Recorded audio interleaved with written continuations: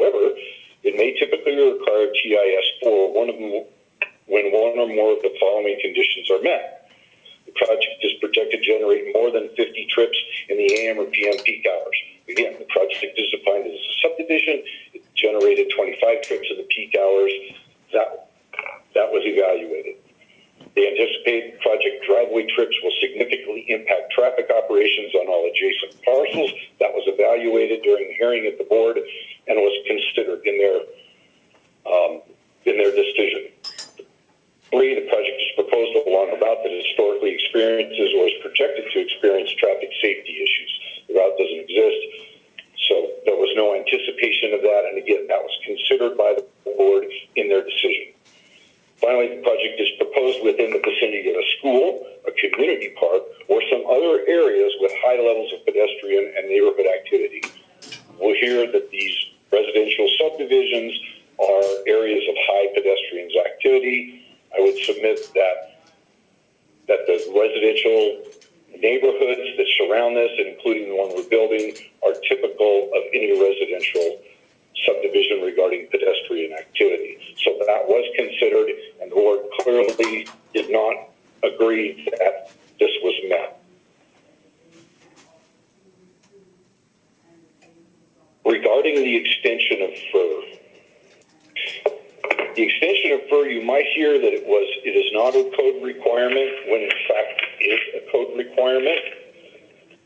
Highway District has an ordinance, and it was attached actually to the letter they submitted, and I quote from the ordinance: access shall be provided to the road with the lowest functional classification serving the proposed subdivision unless otherwise approved by the Director of Highways. That ordinance is 2019, was adopted in 2019, and has been implemented ever since. The extension of FUR was an ordinance requirement, and that's important here in these last few minutes as I try to land this plane. So there was no TIS required. First of all, the TIS is at the discretion of the Highway District. They considered all the 4 requirements that would normally place on required, and in the end did not require a TIS. However, they did require a turn lane warrant on perimeter to address the potential for left turn conflicts in and out, and we have to complete that, and we will complete that. In that requirement, they do address, let me just say,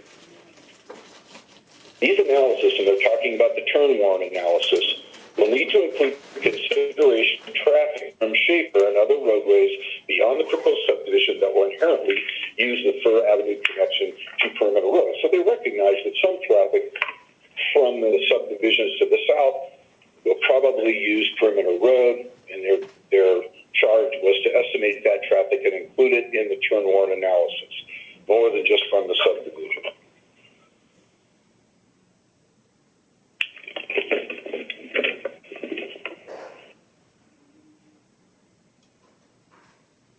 All right, I think we're kind of ready to land this plane.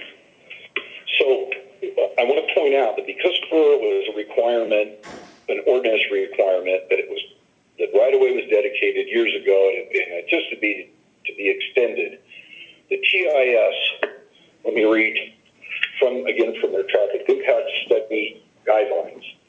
If a TIS required, will be developed and submitted prior to project approval. Any improvements will be completed prior to the issuance of building permit. Typically, the applicant can expect one or more of the following. These would be requirements for the GIS, the purpose for it. Frontage improvements. Frontage improvements provide the Highway District the opportunity to progress road drainage and pedestrian. Frontage improvements would extend along basically frontage roads. That's one purpose for the GIS. Direct mitigation of impacts from the subdivision itself. Highway District may require a project to directly improve a street or intersections that experience a proportionate increase of traffic as a result of the project development. Typically, they would include, but are not limited to, channelization, turn lane construction, signal invitation, road widening, sidewalks, bike lane, parking lanes, drainage, etc. And then partial mitigation. Highway District may allow an applicant to participate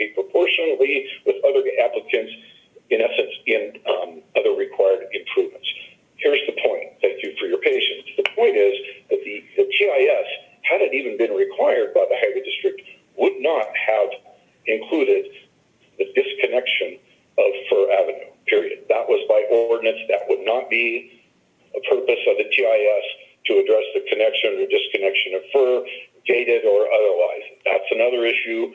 It would not be addressed by a TIS had they required one.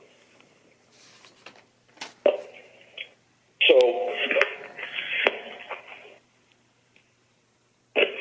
now let me just go through my notes real quick. Okay, so finally, I guess to address the concerns about Fir, and you might hear it characterized as the Fir bypass, cleverly phrased. So when we look at the potential for Fir to channel through traffic, let's look at a few things. First of all, 54 is Main Street. It is perimeter road. It's all the same road, and it's built to highway standards as it traverses through Bayview.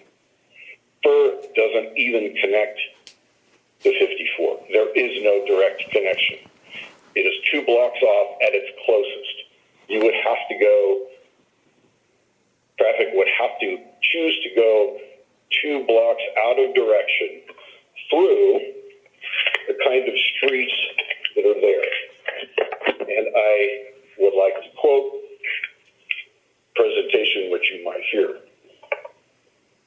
Throughout Bayview, neighborhoods are by any measure substandard, without sidewalks, shoulders, traffic lights, signs, or parking. Often so narrow, when cars meet, one must stop and give the right-of-way. Breeze, Bayview Creek, pedestrians and cars often leave only one lane open, so the default speed is under 15 miles an hour, even without signs. Dogs and children play in the streets, and for the most part, we get along. My point is that's an accurate description of the kind of streets that you would have to drive to detour off of 54 up the perimeter. As a traffic engineer, there's really no traffic engineer in the county or in the Northwest that would ever conclude that Fir is ever going to serve as a bypass. So with the 1 minute left, let me sum up. 1 minute, well, 1 second. The requirement of the TIS is under the purview of the Highway District. One was not required. Impacts of the project were considered per the Highway District standards, and they were set forth in conditions in a letter dated October 4th to the county. Had a TIS been required, it would not have resulted which was required by ordinance. A Highway District letter, they state themselves that they consider the connection of Fir a benefit. If Fir is used at all, it would be used by the subdivisions within a 2 to 4 block radius of this. Thank you. Any questions for Gordon or for Connie? No. Okay.